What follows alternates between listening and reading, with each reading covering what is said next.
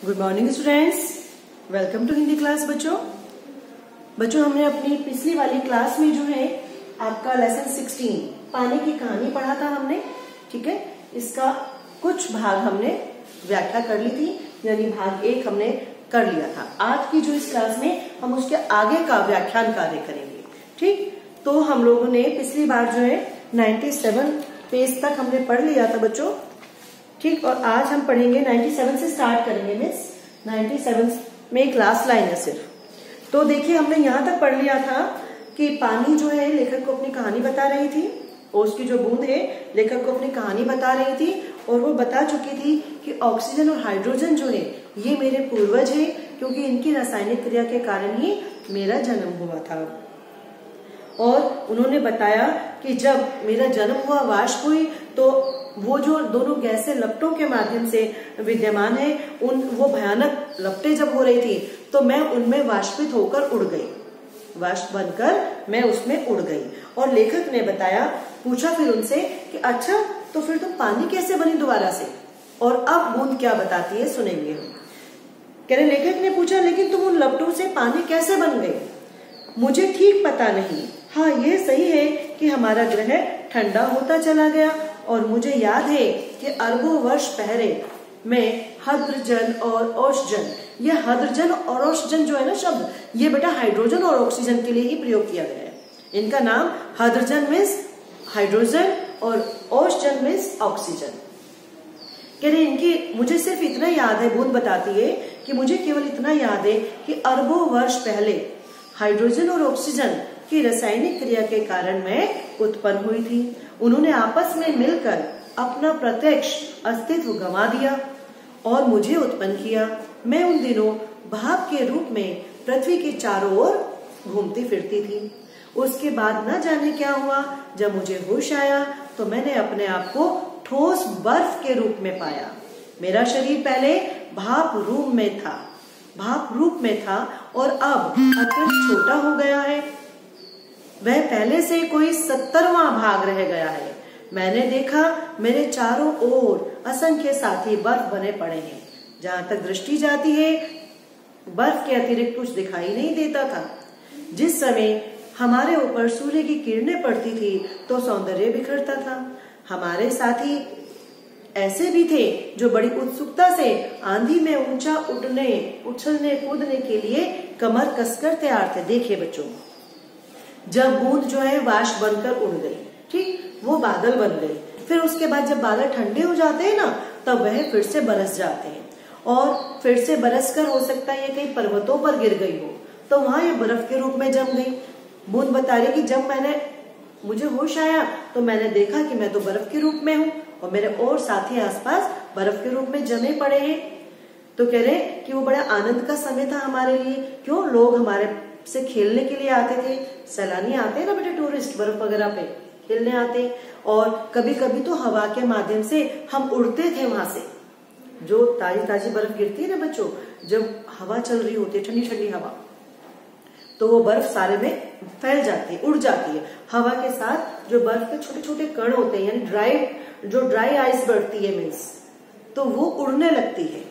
तो कह रहे कि कभी कभी तो हम उड़ने लगते थे, कभी हमसे लोग खेलने के लिए आते थे, कि बड़ा अच्छा लगता था, लेकिन बड़े समय तक हम वहीं रहे। कह रहे लेकिन मेरे जीवन में 100-200 वर्ष दाल में नमक के समान भी नहीं थे, मिस यानी काफी समय तक ये वहीं रहे।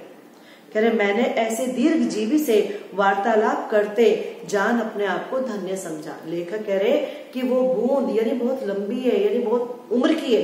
कह रहे कम से कम 100-200 साल तो हम बर्फ के रूप में जमे रहे। तो लेखक कह रहे कि इतने दीर्घ जीवी यानी बहुत लंबी उम्र वाले है ना, जो लंबे समय तक जीते हैं। दीर्घ जीवी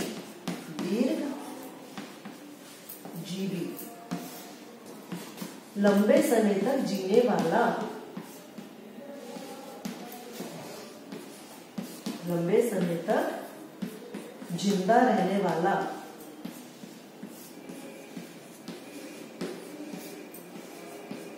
दीर्घ जीवी कहते हैं उसको। ठीक है बच्चों, जो लंबे समय तक जीवित रहता है। तो कह रहे लेखक को लगा कि अरे बूंद तो बहुत लंबे समय की है, यानी कि बहुत समय से ये वहां पर थी, यानी बहुत दीर्घ जीवी से मैं बात कर रहा हूँ। कह रहे बड़ा अच्छा लगा उसको, और ओश की बूंद के प्रति जो लेखक का जो श्रद्धा भाव है वो बढ़ गया। हम शांति से बैठे एक दिन हवा से खेलने की कहानियां सुन रहे थे।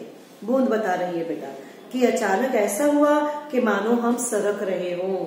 सबके मुख की हवाइयां उड़ने लगी। अब क्या होगा? इतने दिन आनंद से काटने के बाद अब दुख सहने का साहस हमें नहीं रहा था। बहुत पता लगाने पर ज्ञात हुआ कि हमारे भार से ही हमारे नीचे वाले भाई दबकर पानी हो गए हैं। उनका शरीर ठोसपन छोड़ चुका है और उनके तरल शरीर पर हम फिसल रहे हैं। बूंद कह रही कि जब बहुत दिन तक, सालों, 100-200 साल तक हम बर्फ के रूप में चोटी पर जम गए कहीं जाकर, बड़ा आनंद होता था, बड़ा खेलते थे, वहीं पे उठते थे, है ना, और बड़ा अच्छे से। लेकिन एक दिन हमें लगा कि हम नीचे को खिसकते जा रहे हैं और पता चला कि जो हमारे नीचे वाले भाई हैं, यानी नीचे जो और बर्फ जमी हुई थी, वह धीरे धीरे खिसक रही है। वह अपना जो ठोसपन है, मीन्स जो एक तरह से वो बिल्कुल सॉलिड थे, बर्फ सॉलिड होती है ना, वो धीरे धीरे पानी बन रही है और हम उसके नीचे दबते जा रहे हैं, उससे की वजह से खिसकते जा रहे हैं नीचे को। वो हमारे भार से दबी हुई थी वो बर्फ, और अब धीरे धीरे वो पानी बनती जा रही है। कह रहे कई माह समुद्र में इधर उधर घूमती रही और ये बिल्कुल नीचे खिसक गए और अब बिल्कुल नीचे जमीन पर आ गए। बूंद कह रहे कई महीने तक मैं समुद्र में घूमती रही। एक दिन गर्म धारा से भेंट हो गई, कहीं गर्म पानी में मिल गई जाकर। कह रहे धारा के जलते अस्तित्व को ठंडक पहुंचाने के लिए हमने उसकी गर्मी सोखनी प्रारंभ कर दी। भाई गर्म पानी में आप ठंडा पानी मिलाओगे तो क्या होता है, गर्म पानी का जो टेम्परेचर है वो डाउन हो जाता है। तो कह रहे हमने उसकी गर्माहट सोखनी शुरू कर दी ताकि वो ठंडी हो सके, और उसके फलस्वरूप मैं पिघल गई और पानी बनकर समुद्र में मिल गई। जब नीचे टूट के गिरे, जब तक बर्फ के कण थे, लेकिन धीरे धीरे वो पानी बनकर समुद्र में जा मिली। समुद्र का भाग बनकर मैंने जो दृश्य देखा वह वर्णनातीत था, यानी बहुत ही वर्णन से भी ऊपर था, अलग था। कह रहे मैं अभी तक समझती थी कि समुद्र में केवल मेरे भाई बंधु का ही राज्य है, परंतु अब मुझे ज्ञात हुआ कि समुद्र में तो बहुत चहल पहल है और दूसरे जीव भी रहते हैं समुद्र में तो भाई, और उनमें निरा नमक ही नमक भरा पड़ा है। कह रहे मुझे पता चला समुद्र में तो नमक ही नमक है। पहले पहले समुद्र का खारापन मुझे बिल्कुल नहीं भाया, लेकिन फिर बाद में धीरे धीरे वह सहन होने लगा। एक दिन मेरे जी में आया, बूंद बता रही है बेटा, बूंद कहती कि एक दिन मेरे जी में आया कि मैं समुद्र के ऊपर तो बहुत घूम चुकी हूँ, अब मैं जरा समुद्र के भीतर जाके देखती हूँ कि क्या है, समुद्र के अंदर है क्या। और वह इस कार्य के लिए गहरे में जाने के लिए उसने सोचा, यानी समुद्र के अंदर जाने के लिए सोचा, और वह चली भी गई। और मार्ग में उसने देखा कि विचित्र विचित्र जीव थे, है ना, अत्यंत धीरे धीरे रेंगने वाले जीव जंतु, घोंगे, जालीदार मछलियां, कुछ कुछ तो ऐसी थी लाइट वाली मछली जैसे कैटल फिश वगैरह होती है ना, और कह रहे कई मछलियां ऐसी जिनके कई कई हाथ पैर थे, पूरे जाल से थे वो। और कह रहे इस तरह की मछलियां जो है मैंने उसके अंदर देखी, कई चमकने वाली जुगनू से बिल्कुल जल रहे थे। कह रहे बहुत सारी चीजें मुझे नीचे जाने पर उसमें दिखाई दी। कह रहे कि उनके ऐसी मछली जिनके 8-8 हाथ थे, है ना, जो अपने शिकार को जकड़ लेती थी तुरंत। कोई भी उनके नजदीक आता था तो वह तुरंत जो है उसको जकड़ लेती थी, अपने चंगुल में फंसा लेती थी। कह रहे मैं जो है और गहराई में जाने लगे, और गहराई की खोज में किनारे से बहुत दूर हो गए। बूंद बता रही है मैं नीचे जाने के लालच में और चीज देखने के लालच में किनारों से बहुत दूर हो गई, और मैंने एक ऐसी वस्तु देखी जो नीचे चमक रही थी। समुद्र में अंधेरा था लेकिन वो चीज चमक रही थी, ऐसा लग रहा था जैसे कोई लालटेन लेके घूम रहा है, कोई इंसान लालटेन लेकर घूम रहा है। और मैंने उसको देखा तो देखा कि वो तो एक अत्यंत सुंदर चमकीली सी मछली थी। और उसे देख के मुझे बड़ा ही अच्छा लगा। वे इसके शरीर से एक प्रकार की चमक निकलती थी जो इसे मार्ग दिखलाती थी। इसका प्रकाश देखकर कितनी छोटी छोटी अनजान मछलियां इसके पास आ जाती थी, और जब वह बड़ी मछली भूखी होती थी तो पेट भरकर उनका भोजन कर लेती थी। भाई सीधी सी बात है ना, बड़ी मछली छोटी मछली को खाती है बच्चों, तो ऐसे ही यहाँ भी जो बड़ी मछली थी वह छोटी मछली को खाने लगती थी अगर उसे भूख लगती थी तो। नहीं है तो वो छोटी मछलियां आती थी पास में और चली जाती थी। लेकिन अगर वो भूखी है तो वो उन्हें खा जाती थी। कह रहे बड़ा विचित्र लगा मुझे, बहुत अच्छा लगा ये सब देखकर। और जब मैं और समुद्र के तह में नीचे को गई तो देखा कि वहां भी जंगल है। वहां जंगल है, वहां वनस्पति लग रही है, छोटे ठिंगने मोटे तने वाले बहुत से पेड़ उगे हुए हैं वहां पर तो। और वहां पर छोटी छोटी पहाड़ियां हैं, घाटियां हैं। इन पहाड़ियों की गुफाओं में नाना प्रकार के जीव जंतु रहते हैं जो बहुत ही आलसी है, जो अपने उसमें बैठे रहते हैं, बस उन्हें बाहर निकलने की कोई जरूरत नहीं है। ये सब देखने में मुझे कई वर्ष लग गए। ये सब देखने में, समुद्र के नीचे जाने में, घूमने फिरने में कह रहे मुझे कई वर्ष लग गए। जी में आया कि अब ऊपर लौट चलूं। और फिर बूंद ने सोचा कि चलो मैं ऊपर लौट चलती हूँ, बहुत टाइम हो गया। परंतु आप कैसे करें बच्चे? कह रहे कि मैं प्रयास करने के बाद भी ऊपर नहीं आ सके।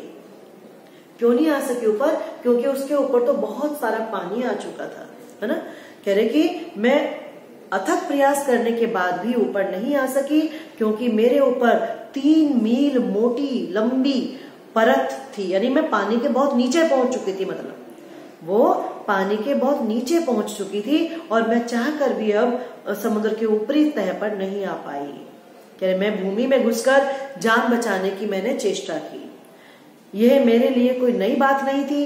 करोड़ों जल के कण इसी भांति अपनी जान बचाते हैं। तो उन्होंने सोचा ऊपर तो मैं जा नहीं सकती हूँ, तो क्यों ना मैं और नीचे जाके भूमि में घुस जाऊं, है ना, वहां जाकर अपनी जान बचाऊं। और इसी तरीके से वह कह रही कि मैं भूमि में घुसती चली गई। मैं अपने दूसरे भाइयों के पीछे पीछे एक चट्टान में घुस गई जाकर। कई वर्षों में कई मील मोटी चट्टान में घुसकर हम पृथ्वी के भीतर खोखले से स्थान पर इकट्ठा होकर ये सोचते रहे कि क्या करना है, कैसे करना है अब, है ना। कुछ की सम्मति में वहीं पड़े रहना ठीक था। कुछ भाइयों ने कहा अरे यहीं पड़े रहो, कहाँ जा रहे हो, ये ठीक है। परंतु हम में से कुछ उत्साही युवा भी थे जिन्हें लग रहा था कि नहीं नहीं, यहाँ पे नहीं पढ़ना, हमें बाहर निकलना है यहाँ से, है ना। कुछ तो ऐसे आलसी थे, अरे यहीं रहो, कहाँ जाएंगे, बस अब यही जिंदगी गुजर जाएगी। तो कह रहा अब कहाँ हम जाएंगे, यहीं रह जाते हैं, यही जिंदगी गुजर जाएगी, तो बस क्या करना है। तो लेकिन कुछ उनमें से ऐसे उत्साही भी थे, कि जो कह रहे थे कि नहीं, हमें बाहर निकलना है। वे एक स्वर में बोले कि हम खोज करेंगे, पृथ्वी के हृदय में जाकर हम खोज करेंगे कि क्या है, और हम नई नई चीजों को ढूंढेंगे और पृथ्वी के हृदय में घूम घूम कर देखेंगे कि इसके भीतर क्या छिपा है। यानी कुछ लोग तो उसके और भीतर जाना चाहते थे, लेकिन कुछ लोग जो है वह बाहर ही रहना चाहते थे। कुछ लोग चाहते थे कि नहीं हम निकल जाए, हम बाहर की दुनिया देखें कि क्या हो रहा है, लेकिन कुछ लोग चाहते थे कि नहीं यहीं पड़े रहते हैं, क्या करना है। ठीक है, तो बच्चों आज मैंने पढ़ा आपको 100 पेज तक आज हमने पढ़ा है। पाठ बहुत लंबा है बच्चों ये, ठीक है। अभी हम एक दिन इसमें और लगाएंगे, ठीक है। तो आज की क्लास में केवल इतना ही बच्चों, बाकी का जो शेष पाठ है वो हम अपनी अगली कक्षा में पढ़ेंगे। ठीक है बच्चों, धन्यवाद।